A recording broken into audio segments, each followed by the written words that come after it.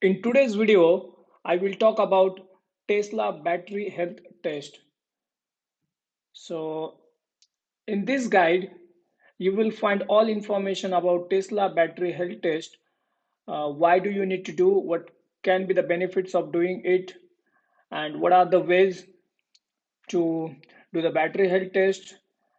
And how to do that. So there are different ways, and one of ways is you can do battery health test via service mode, and you could do that via touchscreen control service and battery health.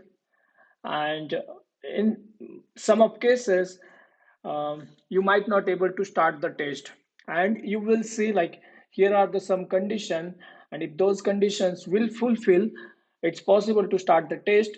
But in some cases there might be some condition which will not fulfill, and then you can't start those test.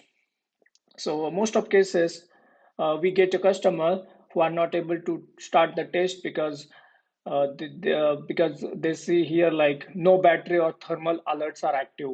And what does it mean? So it means there is a some BMS battery management system or thermal alerts active in car, and if those alerts are active, uh, this test will not start. So what do you need to do now? So now you could go to a service mode, and inside service mode there are alert, and you should be able to see some alerts related to BMS battery management system or thermal. And if those alerts are active, it's not possible to start the test. So in case if you got any alert, please feel free to contact us, and we will be happy to provide you support to clear those alerts.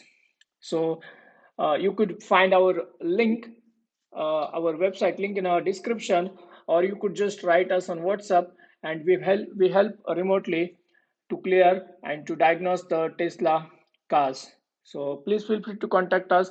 We will be happy to provide you support. So summary: if those BMS or thermal active alerts will be active, it will not system will not allow to start the test. Thank you so much. We are looking forward to help you.